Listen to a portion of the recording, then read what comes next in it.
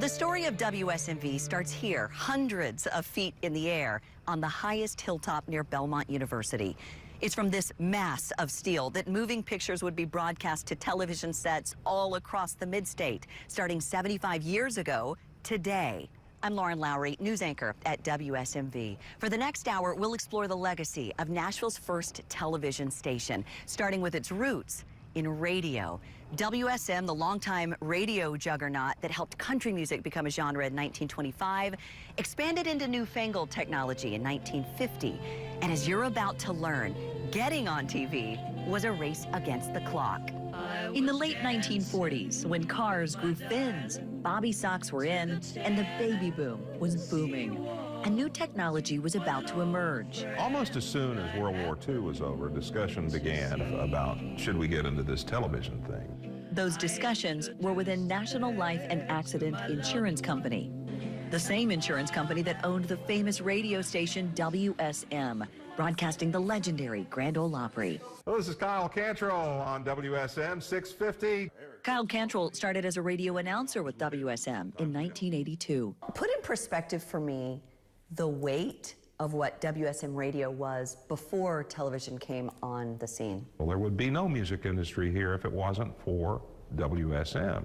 WSM, as an entity, had the largest staff of musicians of any local radio station in the United States. And when NBC had a slot they needed to fill, they would get it from WSM. That's the kind of culture that Channel 4 came out of.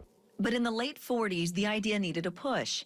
At the time, only 9% of households owned a television set. Plus, they'd have to apply to the FCC, get approved for the frequency, locate a spot for a physical broadcast tower and a building, and all the engineering work included to just get on the air. Jack DeWitt was the president of WSM-TV at the time. He was interviewed in 1990. You won't believe what I'm going to tell you.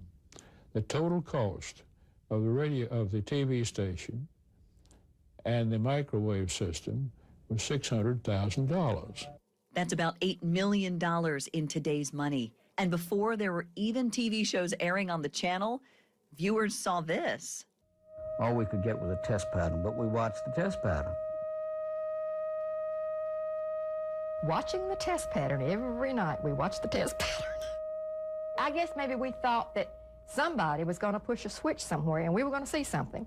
Dolores Harris had just graduated in 1950. Her dad bought one of the first TV sets in the neighborhood, but viewers wouldn't be happy with that for very long.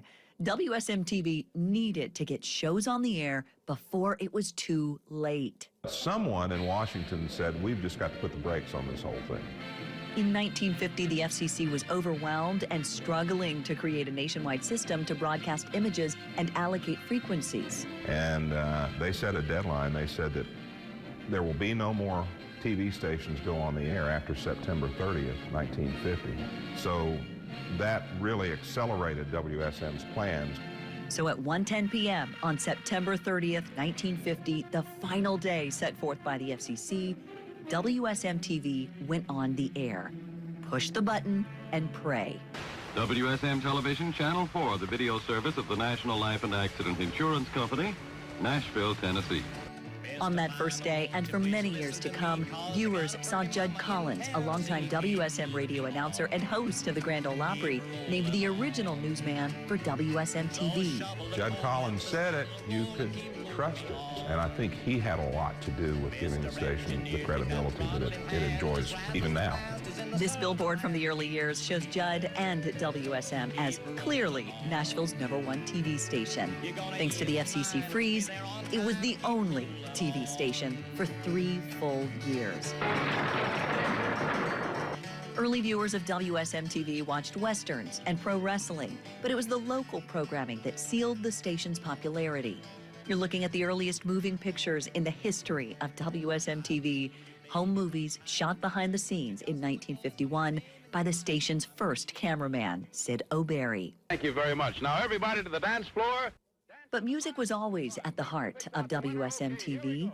I rocked and I rolled and I skipped with a spot. You bang your storm, you bang your style. The whole story of Channel 4 is fascinating, and it fascinates me because it's part of this great history of broadcasting that a lot of towns don't have. This was the foundation of a 75-year-long legacy. Soon, even more famous faces would grace the airwaves.